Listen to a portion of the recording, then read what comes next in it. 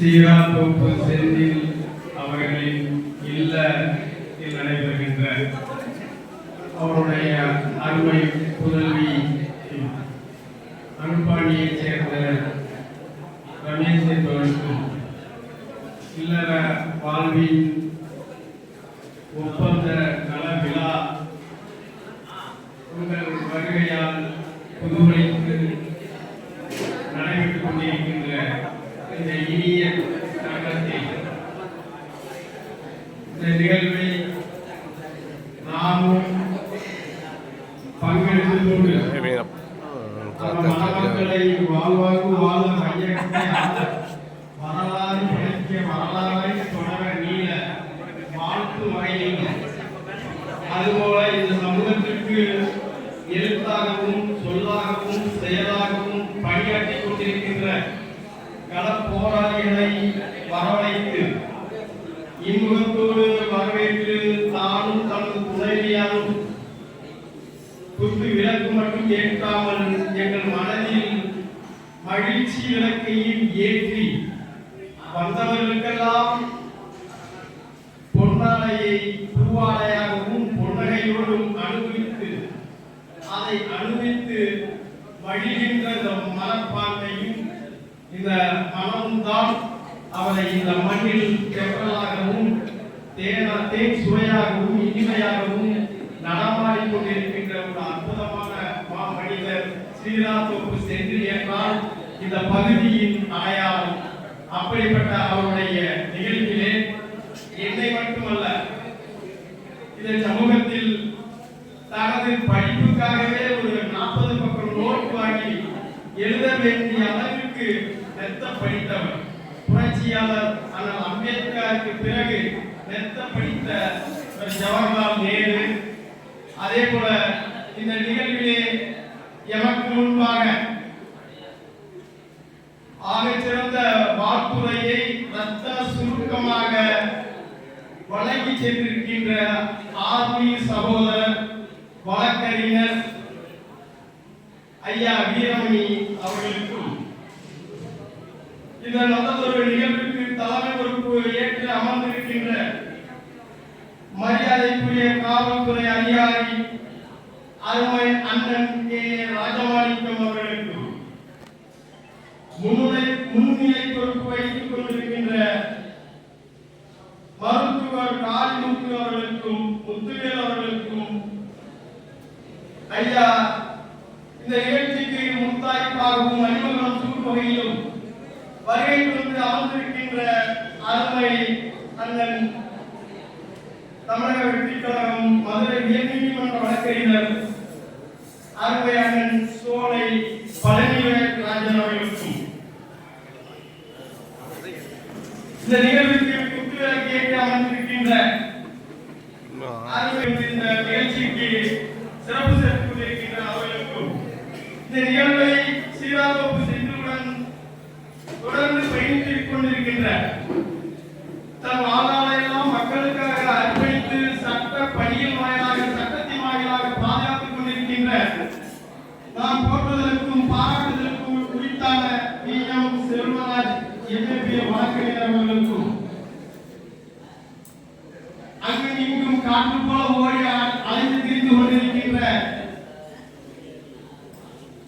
அருமை அண்ணன் இரா இளங்கோவன் அவர்களுக்கும் இங்கே வருகை புரிந்த அமர்ந்திருக்கின்ற எழுத்தாளர் கலியமூர்த்தி அவர்களுக்கும் அழகுமலைக்கும் தஞ்சை புதுக்கோட்டையைச் சேர்ந்து வணக்கங்களையும் வாழ்த்துக்களையும் பாராட்டுகளையும் நன்றியையும் உரித்தாக்கிக் கொள்வதில் கடமைப்பட்டும் அகமகிழ்ந்தும் மகிழ்கின்றேன். எழுத்து என்பது இந்த சமூகத்தின் ஒரு பேராயுதம். வீரங்கியும் செய்ய முடியாததை ஒரு பேராமையில்தான் புரட்சி பாவலர் பாரதி அச்சமில்லை உச்சி மீது வாங்கி விழுந்த போது அச்சமில்லை என்று விடுதலை வேட்கையை கிளர்ந்து விட்டு அது பட்டி தொட்டி என்றும் பற்றி பலர செய்தான். சுபாஷ் சந்திரபோஸ் ஆயுதம் தாங்கி ஒரு மூலையில் போராடினான். மாவீரன் சுந்தரலிங்கம் தன்னையே இரையாக்கி அணுவொன்று கிடைவுக்குள் தன்னையும் தன் காதல் மனைவியையும் இரையாக்கி இந்த விடுதலை வேட்கையிலே தன்னை சமரசம் இல்லாமல் போராடி மடிந்தார்கள். அப்படி போர்களும் ஏர்களத்தையும் சரிசமமாக பாவித்து வாழ்கின்ற இந்த மக்களின் வாழ்வியலை, இந்த மக்களின் துன்பங்களை, இந்த மக்களின் இடர்பாடுகளை, மற்ற மகிழ்ச்சிகளையும் நம்பிக்கையையும் விதைக்கின்ற ஒரு ஆயுதம் தான் இந்த பேனா.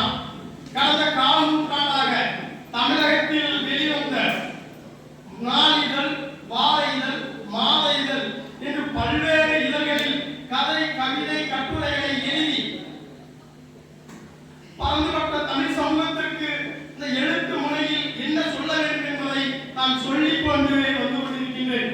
அதில் சமரசமற்ற சமத்துவம், சகோதரத்துவம், மனிதநேயம், அன்பு என்பதை தான் நான் வடிந்து எழுதியுள்ளேன். அந்த வகையில் தான் பதிப்பக துறையில் பவள விழா கண்ட நியூ செஞ்சுரி புக் ஹவுஸ் பதிப்பகம் கடந்த வருடம் 2025ஆம் ஆண்டு 6/11/2025 சென்னை தலைநகரில் கோடம்பாக்கத்தில் படைப்பு அரங்கத்தில் வாழையூர் குணா சிறுகதைகள் என்னும் நூலினை வெளியிட்டேன். அந்த நூலினை சாகித்ய அகாடமி விருது பெற்ற ஆகச்சிறந்த எழுத்தாளர், கோவில்பட்டி எழுத்தாளர் ஐயா சோ தருமன் அவர்கள் வெளியிட என்னை பெற்றெடுத்த தாயார் திருமதி அமராவதி கும்முடையார் அந்த நூலை பெற்றுக்கொள்ள 1000 திரைப்பாளர்களை எழுதிய புரட்சிக்காரர் இளைய கம்பன் வாழ்த்துரை வழங்க நல்லாசிரியர் விருது பெற்ற பாவலர் ராமர் ஐயா அவர்கள் நூலாய்வுரை வழங்க இங்கே வருகை புரிந்திருக்கின்ற ஈரா இளங்கோவன் உள்ளிட்டவர்களால் வாழ்த்துரை வழங்க அப்படிப்பட்ட ஒரு நிகழ்வு கடந்த 2 மாதத்துக்கு முன்பு அங்கு நடந்தது. அதனைத் தொடர்ந்து 12/12/2025 அன்று திருச்சிராப்பள்ளி அகில இந்திய வானொலி நிலையத்தில் நான் எழுதிய சிறுகதைகள் 18ஐயும் படித்து, உணர்ந்து, உள்வாங்கி, நேசித்து, வாசித்து, அதையெல்லாம் கிரகித்து, அதன் வாயிலாக கேள்வி கணக்கை கொடுத்து அதற்கு நான் பதில் தெரிவித்து, அப்படிப்பட்ட ஒரு இலக்கிய ஆளுமையை சந்திக்கும் நிகழ்ச்சியில் அகில இந்திய வானொலி நிலையத்தில் நான் பேசி அது ஒளிபரப்பாகியது. அந்த நிகழ்ச்சியின் நெறியாளராக அருமை சகோதரர் அடைக்கலராஜ் அவர்கள் என்னை நேர்காணல் செய்தார். அப்படி பட்டி தொட்டியும் அந்த வானொலியின் வாயிலாக அந்த சிறுகதை குறித்த விவாத பொருள் பரவி அது எங்கு சென்றது என்றால் புதுச்சேரி பத்திரிகையாளர் சங்க அவருடைய மாநில பொதுச் செயலாளர் அருமை சகோதரர் சிவா மணிகண்டன் அவர்கள் பத்திரிகையாளர்கள் சங்கத்தின் மாநாட்டில் தலைசிறந்த எழுத்தாளர் விருதினை 24/12/2025 அன்று இதேபோல் மேடையில் எனக்கு வழங்கி கௌரவித்தார்கள். அது மட்டுமல்ல சகோதரர்களே, கோவையில் 25/1/2026 அன்று செந்தமிழ் தமிழ் மன்றம் எனது வாழையூர் குணா சிறுகதையில் அறிமுகம் செய்து பாராட்டி, வாழ்த்தி, கௌரவப்படுத்தி என்னை மேலும் உற்சாகப்படுத்தி ஊக்கப்படுத்தினார்கள். அதே போன்று நேற்று 31/1/2026 அன்று பெரம்பலூர் தமிழ்நாடு கலையிலக்கிய பெருமன்றமும் தமிழர் இசை என்ற சிற்றிதழும் எனது நூல் ஆய்வு திறனாய்வு கூட்டத்தை நடத்தி எனது நூல்களை வாசித்து அதற்கு ஒரு அற்புதமான திறனாய்வு உரையை நிகழ்த்திய பாட்டாளி என்கிற தோழர் திறனாய்வு உரையை நிகழ்த்த அங்கே காப்பியன் தமிழ்நாடு கலையிலக்கிய பெருமன்றத்தின் மாவட்ட செயலாளர் காப்பியன் தலைமையேற்க வாழ்த்துரையாக எழுத்தாளர் கீரா கெட்வி, மனவியல் பயிற்சியாளர் சஞ்சீவ் மாரிவு, இப்படி பல்வேறுபட்ட ஆளுமைகள் சிபிஐ சொல்ல, அதாவது பல்வேறு தரப்பட்ட தமிழறிஞர்கள், மூதறிஞர்கள் எல்லாம் வாழ்த்துரை வழங்கும் ஒரு அற்புதமான நிகழ்வு நேற்று நடைபெற்றது. அதனைத் தொடர்ந்து இன்று சீராத்தோப்பு செந்தில் அவர்களின் தவ புதல்வியின் திருமண ஒப்பந்த விழாவில் என்னை அழைத்து என்றோ இந்திய ஜனாதிபதி விருது வழங்கிய எனக்கு அவர் நாவிலும் அவர் மனதிலும் உறுத்தி கொண்டே இருந்திருக்கிறது. என்னை காணும்போதெல்லாம்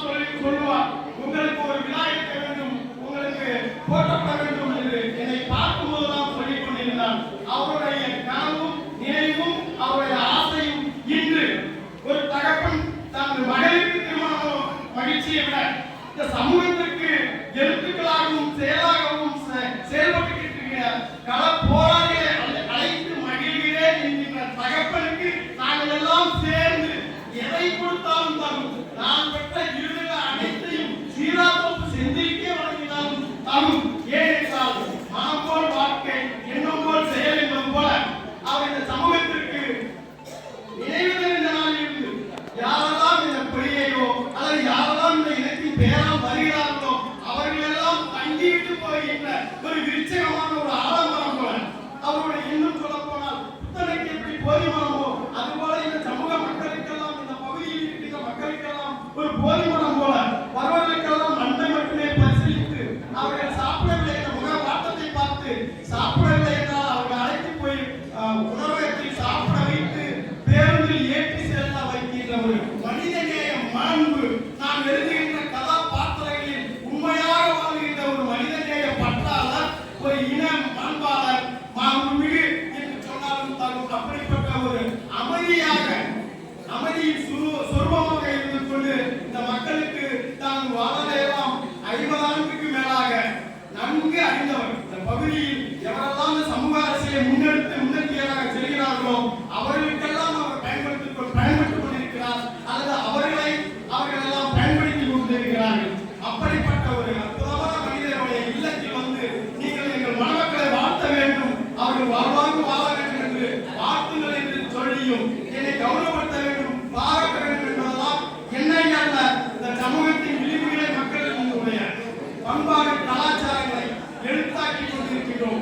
இந்த நிகழ்வில் ஒரு முத்தாய்ப்பான செய்தியை சொல்லி விடைபெற விரும்புகிறேன். எதிர்வரும் காலங்களில் நாம் இந்த சமூக ரீதியாகவும் பண்பாட்டு ரீதியாகவும் கலை ரீதியாகவும் பல்வேறு வடிவங்களில் இந்த மக்களுக்கான அடையாளங்களை மீட்டுருவாக்கம் செய்ய வேண்டும் என்பதுதான் என்னை போன்ற படைப்பாளிகளுடைய எண்ணமும் செயலமாக இருக்கிறது. இன்று நாம் நியூஸ் என்ஜின் புத்தகம் பதிப்பகம் அடுத்த நூலும் வெளியிடுவதற்கு தயாராகிவிட்டது. இதில் 18 சிறுகதை, அடுத்த நூலில் 25 சிறுகதைகளை தாங்கி வருகிறது. அது வாழையகுணாவின் சிறுகதை தொகுப்பு 1 என்று வெளிவர இருக்கிறது. அதே போல கும்பகோணத்தில் இருக்கின்ற A&E என்கிற பதிப்பகம் ஒரு நூலினை வெளியிடுகிறது. அதே போல தமிழ்நாடு அரசும் ஒரு நூலினை வெளியிட காத்திருக்கிறது.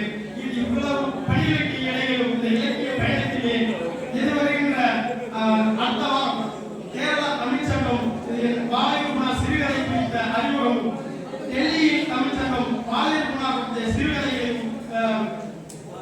அறிமுகம் செய்ய காத்திருக்கிறார்கள். எதற்கு நான் சொல்கிறேன் என்றால் இங்கே வந்திருக்கின்ற நீங்கள் எல்லாம் படித்தவர்கள், படித்தவர்கள், பண்பட்டவர்கள்.